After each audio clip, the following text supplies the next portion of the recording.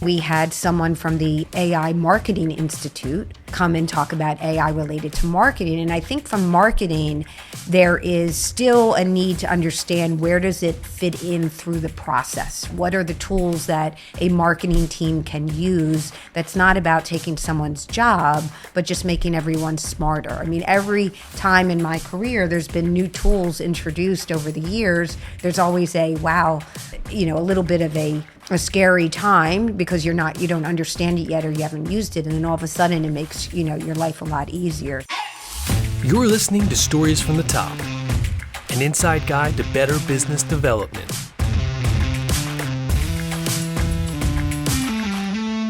All right, we're back once again with Cynthia Weiss and Joy Marx. Thank you guys for coming back on the show. Real quick, if you want to give a quick intro to yourselves, and then we'll talk about the future of marketing and advertising. Absolutely. Thank you for having us. Cynthia Weiss, Executive Director of Philadelphia Ad Club. And Joy Marx, Executive Producer, Director of Strategic Partnerships for the production company Center City Film and Video.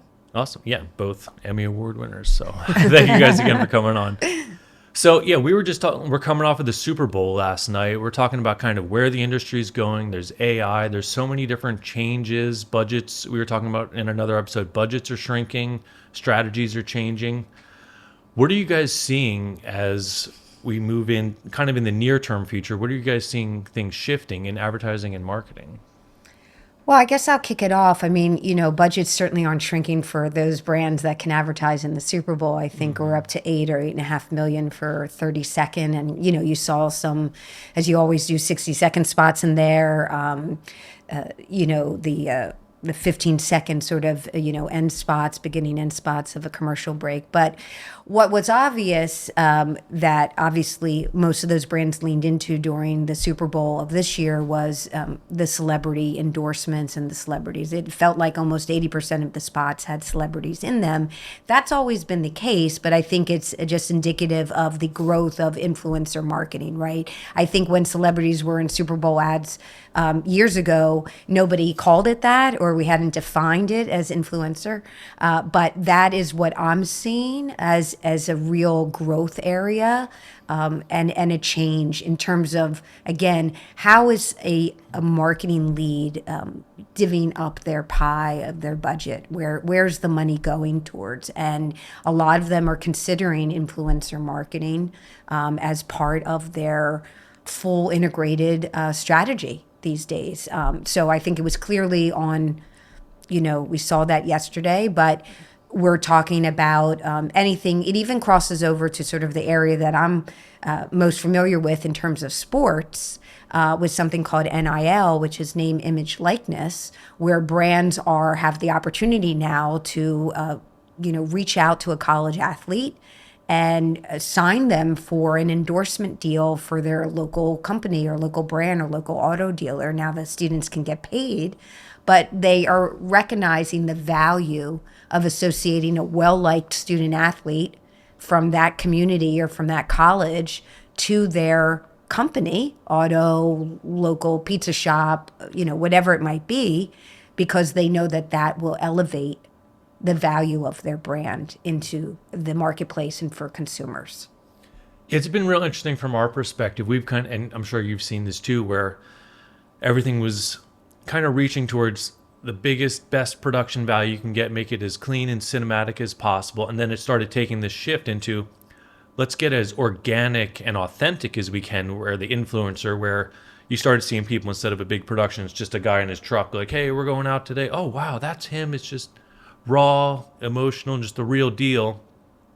I'm almost seeing almost coming back the other side of things, where there's so much saturation of the influencer style stuff too, like on the social media side of things, that it's so watered down almost that it's starting to shift back into the more production value. Like, wow, these people took the time to make something professional.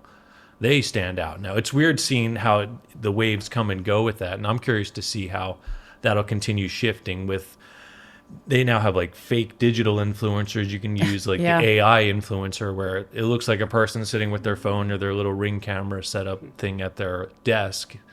It's so weird to see it shifting.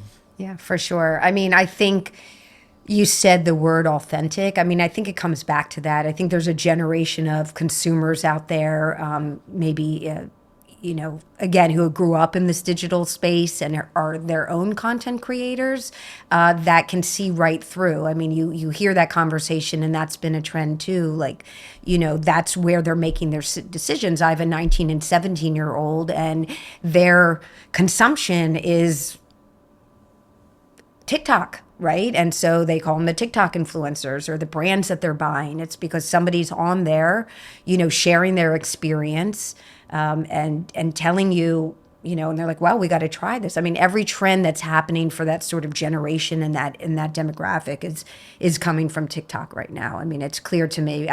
There was a period of time where every sentence that my daughters started with were like, I saw this on TikTok. They would wake up in the morning, I saw this on TikTok, I saw that. So that's fine, because when we were growing up, our influences were other channels, right? But it still comes down to like who's delivering that, right? And so your point about it, whether that's like a real, person or an AI generated person, I don't have the answer for that, and I think we're all going to have to figure that out. But the authenticity is what all brands are going for. And so that actually comes into place where maybe they selected an influencer and then they don't represent the values of their brand because something happened. They're immediately dropping them because they know that their consumers, their customers, are going to sort of question the authenticity of that person because of maybe an action that they did. So it's a little bit of a slippery slope when you decide to sign on someone to represent your brand. Do they from top to bottom reflect your brand values, and does that come through in an authentic way? I just think it's so frenetic right now out there. There's so much, there's so many different ways that you can ingest and look at videos or commercials that it's so different than it used to be. It was just like, the three major stations, and it's just, things have just changed so much. But I also think that it's become so frenetic that, people don't even know what they're looking at. Like I thought last night, maybe it's my age, but I just felt like it wasn't as effective as some of the prior Super Bowls. I feel like every single year, year after year, the commercials on the Super Bowl have been really effective and people laughed. And I just felt like it was very muddy last night. I don't know if you guys agree. Yeah, it kind of made me think of, and you touched on this a little bit, how different, there's everything now. Audiences are so segmented where I'm trying to sell this book. I'm going to try to get on Book Talk and find the right people who are talking about this genre of book. Advertising so specific and segmented. Then you go to kind of a rare format now where everyone's watching this, all demographics, ages, and interests. It almost seemed like all the agencies kind of picked a pretty narrow channel and stuck it in there, and then you see the whole collage together, and it's like a mess. Very jarring. Yeah, it's something that, like that one karaoke Backstreet Boys commercial thing, like I thought that was really weird. And people a little older than me or about my generation who love the Backstreet Boys, maybe they were singing along at home, but older people would probably be like, what is this? Younger people just be confused, don't know what a karaoke screen is. It's like... exactly. But it's interesting because you have this platform for the largest audience you're ever going to have, right? Which is why they put the price tag at what they do. But again, for this year in 2026, they seem like they were focusing on just a particular segment within that worldwide audience. So that's why I think it felt a little bit disjointed. But also, that's not the only place that this message is running. That's the thing now. I mean, maybe 10 years ago was just this was the spot. Right. But if you think about the big events that are happening, and again, just going back into my NBC days and my knowledge, like they have 3 huge platforms in the month of February. They had the Super Bowl, they have the Olympics, and they had the NBA All-Star Game and NBA. So there could be like a phase 2 or variation of this spot that you saw in the Super Bowl that's going to run 2 weeks later in an NBA All-Star Game, that's going to run in the closing ceremonies. And in addition to that, there's their entire social media and digital strategy. So it felt like they were just sort of going for just chaos during the Super Bowl, but I will be very interested, and I will be following what their other touch points are going to be, because any marketing strategy is including many channels these days, right? So I'm sort of giving them the benefit of the doubt right now until I see what this next month looks like and how they've activated their branding campaign in these other channels that a lot of people are using now. So Yeah, because I think with the right perspective, every one of those ads was good, but just seeing them together was just crazy. Yeah. You know? right, the person behind the scenes who's placing these commercials in these particular blocks and things like that. But there was a lot of crazy spots. But again, I think nobody does that without a full brand strategy. I would hope so. You do sit there and question, like, how'd that get approved, that spot or that concept? For all of us who have that background in working with clients and brands, and I certainly led tons of campaigns when I was at NBC Sports, but there's strategy behind them. So it'll be interesting to see again how the rest of the strategy plays out in the coming months. No, and I think these commercials are a perfect springboard for our conversation of the future, because that was pretty much everybody's best shot. We got to kind of see what everyone thinks the future and what now is. And we saw a lot of AI and digital enhanced stuff like that. What are you guys seeing on all the different businesses that you guys are associated with? What is the conversation of AI now that it's pretty well developed? It's not perfect, but it's very strong in a lot of different sectors. We don't love it so much on the creative side, but we really, really like using it for things like coding and building custom applications and things to help our personal workflow that helps us in turn help our clients. Where are you guys seeing it used mostly in your workflows? Well, I think that it's still in its infancy stage, and I think everybody's trying to figure out, what they can take advantage of now. And I know that there are some AI production companies that are forming. And I was just talking to somebody last week, a client that was just talking about how one of her clients wants to use an AI production company. And I don't really know exactly what that end result is going to be. But I think that it's still at a stage where nobody has commandeered it, where it's like the thing to do. I know that our company uses AI in post-production effectively, where you can do things like we had a commercial that we were working on where the client decided to change the name of something after the fact, and we were able to use a AI voiceover, or actually we were able to use the person's voice and make them say what the client wanted them to say. There's also things that we can do where, when you are capturing people virtually and they're looking down a lot because they're looking at a script, you can now have them looking at the screen. I mean, it's just so crazy that where it can go. But I still think that in terms of like soup to nuts, it's still in its infancy stages. I don't know if you guys agree with that. Yeah, no, we totally agree. Like I said, when you're very vague with it, you can get cool things, but when you need to get specific, which is what we have to do as professionals, providing content that's following a strategy and going to be used in a campaign, you need to be specific, and it's very hard to get strong results with a specific parameter. So that's kind of where we're at. We're like, this technology is great, but it's still very hard to translate it into exactly what you want. But I think a couple of years down the road, that's going to be a different story. No, exactly. You think like 5 years, just be safe. It'll probably be very easy to get amazing things doing exactly what you want. And then it kind of becomes a matter of who has the best strategy to produce that kind of content. And that's kind of always what it comes down to. There's a lot of companies that can do great quality stuff, but if there isn't a great strategy and creative at the front end of that, it doesn't matter. Right. I think somebody who's really going to benefit is going to be the end client, because this is basically a way of achieving like computer graphics results that before would take huge teams and lots of hours, and now it can be done very quickly. So it's just making it more accessible. I think the end client is going to pay less for similar quality work. So I think on the creative side, there's a lot to be gained from that as well.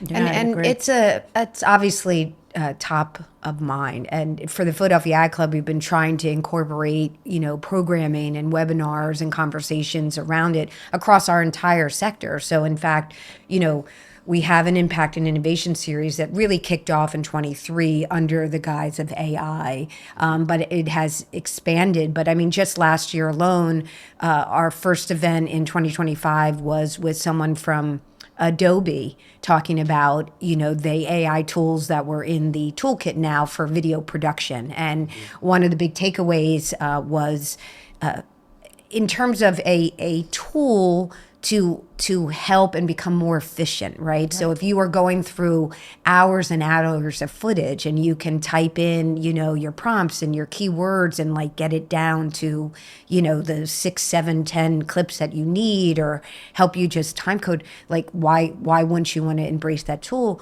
And then we had someone from the AI Marketing Institute come and talk about AI related to marketing. And I think from marketing, there is still a need to understand where does it fit in through the process, right? What are the tools that a marketing team can use that's not about taking someone's job, but just making everyone smarter? I mean, every time in my career, there's been new tools introduced over the years. There's always a, wow, that's, a little bit of a scary time because you don't understand it yet or you haven't used it, and then all of a sudden it makes your life a lot easier. So marketing, I think marketing teams, marketing leads, it's about the tools that will help with the process, right? And then we had our last session was about the impact of AI on SEO, which is search engine optimization, search engine marketing, and that's a big topic, right? And that comes down for any company client that has a website, and if you're searching in an AI platform, whether it's Gemini or ChatGPT or Copilot, you have to be able to come up in those searches, which means you have to code or do something differently with your website, and that's a little bit out of my purview, so that's about all I'll say. But we spent the whole year diving into AI's impact on all different aspects of our sector, so that we could bring the community together for that conversation, because people are concerned about their jobs, they are concerned about the quality of work, especially from a video standpoint, but where are the ways that it can make things better, right? Where's this technology helping us improve and then improve outcomes for our clients, right? Right. That's kind of been our thing, is how do we add value to our clients without losing the authenticity that is what we do as creators. Well, exactly. I mean, if AI has to be a tool where, a lot of times AI will split something out that it sounds like AI, And so I think the key is really being able to prompt it correctly and being able to have something that seems authentic to what you're trying to get across, which is a challenge at this point. Well, again, I think it goes back to the person, who's putting in the prompts, right? That's the humanization of the process, right? Somebody said once, you're not going to lose your job to AI. You're going to lose your job to someone who knows how to use AI, right? So as a, parent of a college student and soon to be a second college student, I'm not sure curriculums have caught up yet to it. So I'm encouraging them to, on their own, go through some LinkedIn learnings or other, online resources to learn and understand and get familiar with AI tools, so that then when they walk into a business and somebody says, I need you to, do this, great, I'll use ChatGPT or I'll use whatever their tool is to do it. So I think it's all incumbent upon us to learn about it, learn the tools, and then figure out how to best use them for our business. Yeah, So. it's not going away. No, it's only not. going to get bigger and better. Exactly. Very true. And they're getting, and there's, in the Super Bowl this year in 2026, you saw some commercials that utilized AI, but you also saw AI companies advertising in the Super Bowl, right? And talking about just because they're promoting their technology, to be adapted by, the millions in the population out there. So, that seemed to be a new category for them. Every year I'm always spotting what is the new category that's leaning in. And, I certainly saw at least a few AI companies that advertised this year. Yeah, they had that one very vague commercial. It was just AI.com, get your username. I plugged it in just to see what it was, and that website broke. So many people tried to get It on. was that seven. right? I saw on X later. I was sort of following afterwards, and one particular reporter just talks about the business of sports and the ads and whatnot.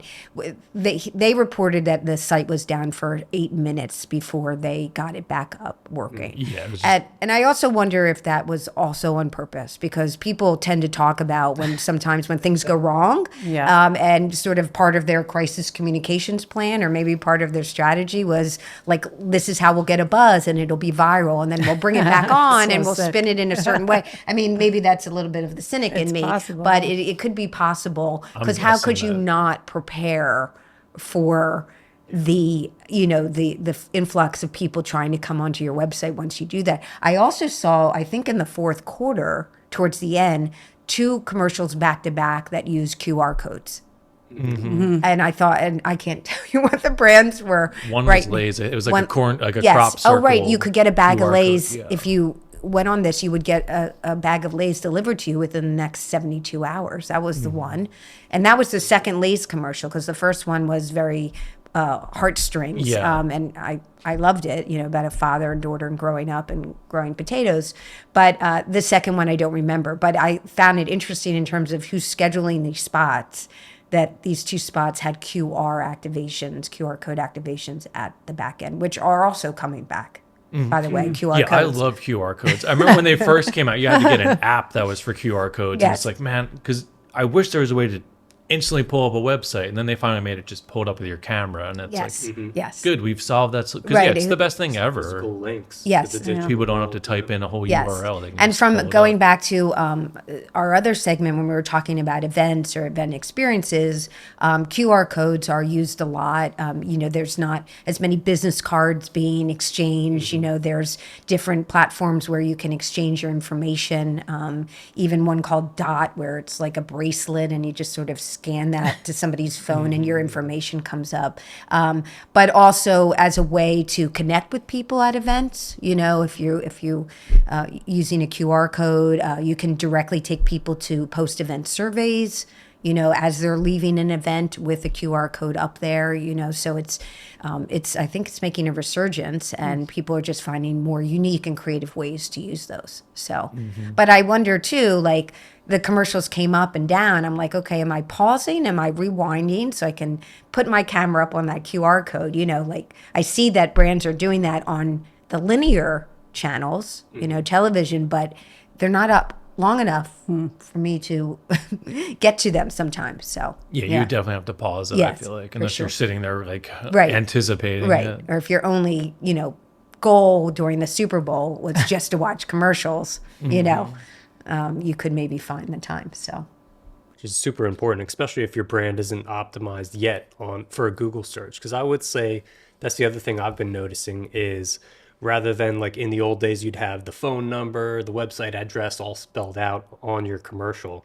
Now, if the brand is optimized on Google, as long as you remember that brand name, you can just type Yeah. it into Google, then Right. you're good. Right. Or for any like smaller businesses who don't have that, you really do need that QR code or some small segment that they can remember so they can go and fulfill that Google search. right. Or else they're going to just forget about you eventually. Right. And then you just said Google as like the primary. And again, that kind of goes back to this session we had in July of 2025, that making sure you're fully optimized also for AI search and AI Yeah, search there's a lot of people that platforms. skip Google, just go straight to AI search, Yes. which, I do. Like, if I need information, instead of searching for that information, then deciding which website has the best version of it, usually just see what AI has to say about Exactly. But I mean, Google now will say, do you want to use AI? it. Yeah, they Yes, have the yeah, AI for up sure. top. Yeah, they kind of. And also just on their Gmail, platform, it feels like this is new in the last 4 months. The top of every email, there's a summary of your thread, right, which is exactly. AI generated. And obviously, they're integrating with Suggested Gemini, right? responses. Suggested responses, but this is like a full summary at the Yeah. top, and I'm like X, like Yeah. I just want to have a regular email, but but Gemini and how it's being integrated as well from the Google. But yeah, it's every day. It's hard to keep up, I honestly. know. You It know, is. I mean, For I don't you- know about all you, but having time in my day to just read the industry newsletters and trends or podcasts or whatnot, it's like Yeah, you you need can't another stay on 3 or top 4 of it. hours a Yeah. day just to do that. So Have you guys had any concerns with younger people who are heavily relying on AI as a companion tool for everything, not developing certain critical thinking skills and stuff in their... Well, I mean, I'm sure that is a big concern. My kids are grown, but I just think about like, with tests and learning material, how do you prevent your kids from not relying on that? well, just like they did with the academia or academic industry, they have tools that will pull that out. Right now, I'm seeing that on the high school level with my youngest, and on the college level, that they run them through scans, and they can detect if they've used AI for that. But I think it's incumbent upon the educational, industry or sector to just figure out a way to embrace it and use it as a tool that helps in their research, right? I mean, ultimately, I had an encyclopedia, so I just dated myself, but as a place to find, information when you're doing a paper, here you can use that as a tool, but you have to be able to take that information and then, make it your own. But Yeah. but they're using it. I mean, at the high school level and at the college level, some are encouraging it as a tool for research, but they do have some guardrails set up where they can to determine if it was an AI generated paper. So I remember my parents were really skeptical when GPS was first coming out about, how are you going to learn how to use a map if you use GPS all the time? Okay. And there was a lot of concerns about that, but it seems like all that has gone away and everyone has just fully embraced GPS as the standard. So I wonder if something similar is going to happen with AI, where eventually people will just embrace the fact that we have this tool available to use, and the next generation is just going to stand on the shoulders of the people who built it and go further and not try as much to reach back to the past, which is probably an unpopular position to take on this right now. But I do think that that's what many people will do. And they'll say, I'm just going to embrace this and move forward as fast as I can using the AI tools to reach as far into the future as I can. And isn't that what we've done through our Yeah. whole history and generation upon building upon generation about pitch? So I find that to be a very positive and, very light view, As actually. long as we still So, have it. we That was like the thing with calculators. Like, what, are you going to always have a calculator in your pocket? And now we do. Yeah. So yeah. I don't know. Exactly. I mean, I've got a father and a sister that are, in the accounting field, and there's still an adding machine on their desk, so, it's, and my daughters have used calculators, and they were required to have calculators in the classroom all through high school with their, pre-calc or calculus or trigonometry classes. They all had calculators. So they're still, I mean, they look like mini computers, but they're still calculators that they're using. So, who knows? I mean, we never know what's next, right? I mean, we're talking about what's next or what people are saying what's next, but I think at the end of the day, it's the really unbelievable advancement of tools that can make work, tasks, life, a little bit more efficient and easier. And it's just, using it in a positive and joyful and light and progressive way, I think. Well, I mean, I think it's similar to like when the World Wide Web came about, you know what I mean? I mean, everybody was skeptical about that and scared about what that meant. And I just think we're in that same stage now where people are just trying to figure it out, but eventually it could lead to some really great things. And as long as people still continue to like be critical thinkers and be curious, it could lead to great things. Like it's already done great things with with healthcare and coming up with new drugs and all that. I mean, so I think that it can be a very positive thing as long as we control it and keep it, the guardrails on. I think with back to the beginning with talking about the segmentation of audiences, I think that's really where advertising seems to be going, is that we are narrowing in on smaller and smaller segments of our audiences, and we're creating advertisements directly to these smaller segments. Whereas it used to be everyone watched the same advertisements. Now we're creating individualized segments. We had a guest on the podcast who was talking about an automated software that edited individual video advertisements for individuals with their names, their interests, and things like that. And I'd imagine we'll see a lot more individualized advertisements going out to smaller and smaller demographics of people, or even individuals, as we have all that personal data on them. Yeah, the personalization is another. Glad you brought that up. It's another key trend, and it's evolved, right? I mean, because there's always been, I mean, from traditional sort of email journeys that companies and brands do, so they know your behavior, and they see if you're opening it, and then if you've opened it and clicked on something else, then darn sure that you're going to get an ad for that product moving forward.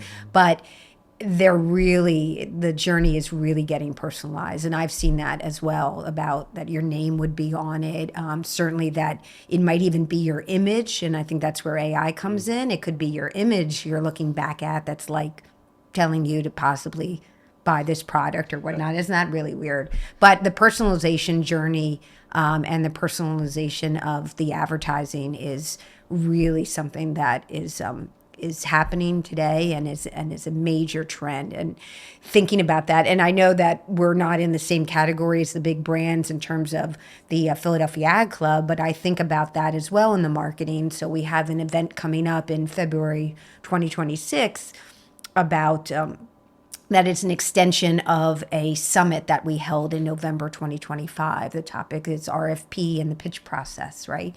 And so based on a post-event survey, that was the most, well-attended and positive response to that particular session. So we decided to have a second one. So of course I'm going to be emailing and contacting everybody who sat in that session back in November, personalizing that email.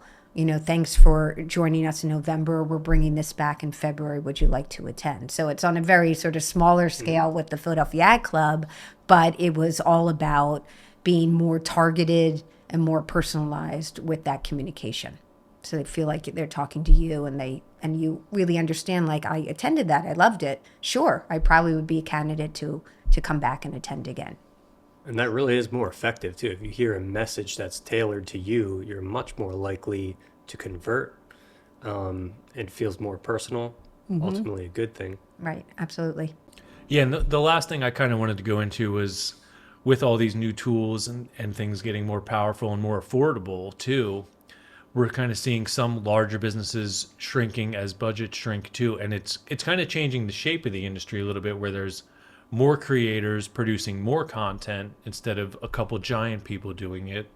How have you guys seen that? And maybe Joy, you can speak to that a little bit as one of the largest video companies in this area.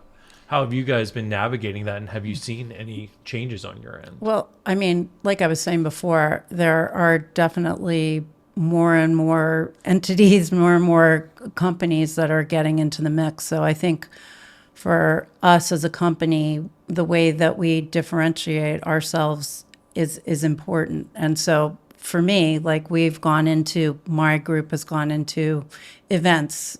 We produce a lot of events, annual meetings and things like that, where people are in person, you have to produce it, and we're producing the videos for it. So I think we've had to be more strategic than we used to be in how to get more companies wanting to hire our company, because no, we're not the cheapest. But we have a long-standing reputation, and I think we have a lot of long-standing companies that rely on us because trust is a huge factor. And I think that there are a lot of smaller companies that have yet to prove themselves. But when it comes to smaller projects and videos, I mean, I think that there are a lot of companies that can produce things beautifully on a much smaller budget. So, like I said, we have to become more strategic in how we're approaching new business. Yeah. And I think from my perspective, it kind of ebbs and flows with companies bringing a lot of those jobs and those tasks in-house, right? And I'm sure you've all met those clients that have these internal teams, and then they only just need someone outside, where they used to hire external agencies for it. But then I think it ebbs and flows because sometimes they're taking on more, they have an additional campaign, or they have more work, and then all of a sudden to grow that internally is more challenging, right? You're adding headcount. That's a whole budget process. It might be easier for me to just hire an external team, project work. Here's your one scope of work, and you can kind of fill in the gaps. So I think there's a little bit of a balance there between internal and external, those going to more contract work or filling in the gaps with freelancers. But marketing teams have been, shrinking and asked to do more with less. I mean, that is something that is not new, and it makes it really, really challenging. So you have to, because I feel like when I was in that chair and as a marketer, if you're bringing in an external partner, there is that time needed for sort of onboarding, right? You want to be lock and step with that external partner on what the strategy is and what the brand message is and the tone and alignment. And sometimes you're hesitant because you don't feel like you're going to get that outside, but then that's where the trust and building the relationship comes in, and you feel like they're just an extension of you. Right. But it's, the more with less is tough. And although lots of people can now create content, or maybe, you're asking people that it's not really their background to help with creating content. Are you really putting your best foot forward, right? Or have you completely missed it just because you think that there's quantity here? Right? I'm sure you deal with that a lot. Like, how many spots, how many pieces of content are you putting out? Sometimes quantity isn't really the best over the quality of it, because you are maybe depleting that, the authenticity part of it. You've started to go into other segments that weren't in your original strategy, or you're not just staying on strategy because you feel like, wow, I've got to get that spot up, right?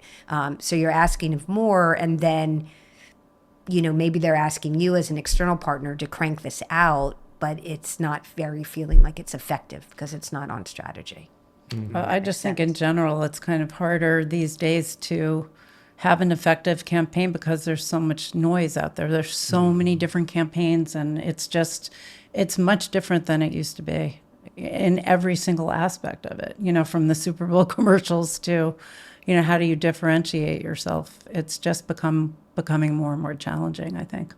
Yeah, that's the one downside of everyone having access to the powerful tools of creating content very quickly and cheaply is that everyone's doing it and throwing out all that crap, and then it just clogs up all the communication lines to where you really have to hone your target in and your messaging to really hit the right people at the right time. Absolutely. But I also think it then comes back to, like, you, as a production company, having long-standing clients it's all about the relationship and trust. And that's why, like, the Philadelphia Ad Club is an important thing to be a part of, just because it's all about trust and relationships at the end of the day, Yeah, it's the two mirror worlds we live in, the physical and the digital, and the physical has to be the strongest one, because the digital is just chaos, and it's always changing and shifting, as we're discussing.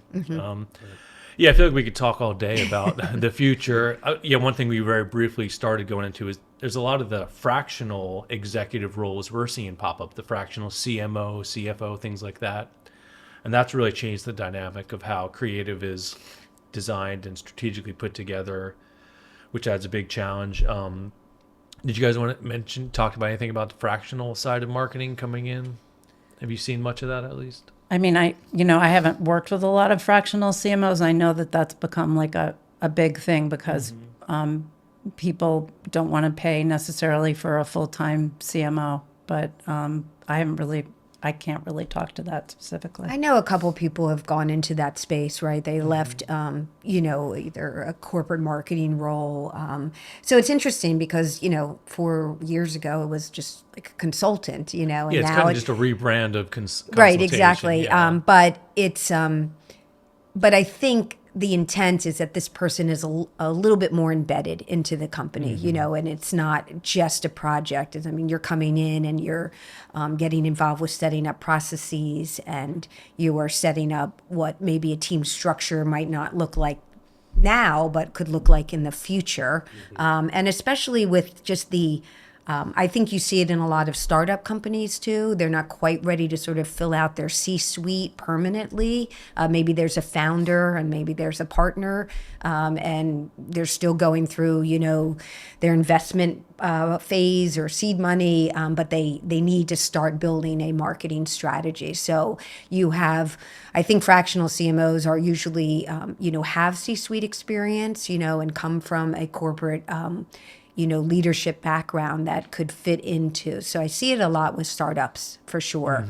That's a direction that they're going in. So, but I understand it. I mean, there's budget issues and head count and all that comes in. I just, as somebody who sat in a role, leading a marketing team, you just have to be all aligned, and if you're having a fractional CMO, but then there's 5 full-time, marketing department members, is there also trust there, right? And what kind of leader? Are you just a sort of a task master? Or are you also being placed in there to create a culture or as a leader? That's why I think it's maybe more with startups because they haven't had a full employee base yet. Right? It's 3 people, 4 people, 8 people. But, you just have to also be concerned about culture, right? So, Yeah, is that an in-person person, or are they Right. just tapping in digitally and it gets messy again right there? right. The theme, right? Digital is great. It can be messy, but it's great. So, yeah, the end of the story, we don't know what's coming. We have a sense of it. We will all navigate it together. But thank you both again for coming on the show. We really appreciate hearing both your perspectives. Thank you for having us. Thank you for the opportunity. Yeah. Of course, Philadelphia Ad Club rebrand is live. You guys are doing some amazing stuff. If people want to get in touch or sign up for an event, Let's bring them to join the pack, right? It's PhiladelphiaAdClub.com, and we want you to join the pack and be part of our community. You'll be able to add to the community. We love having new members that come in because every time we have a new member come in, I'm learning more about what they're doing, and they are a great add to our community. So join the pack. great. And Joy, if people want to get in touch with Center City Film and Video, Oh, well, if people want to get in touch with Center City Film and Video, they should get in touch with me, Jay Marks, at ccfv.com, and look at our website, Center City Film and Video. great. Well, thank you so much. Thank you. Thank you. Stories from the Top is your guide to successful business development. Subscribe wherever you get your podcasts or find Edge of Cinema on YouTube. Stories from the Top is an Edge of Cinema production, hosted by Matthew Skura and Jeremy Schmidt. To learn more or get in touch, visit edgeofcinema.com/podcast.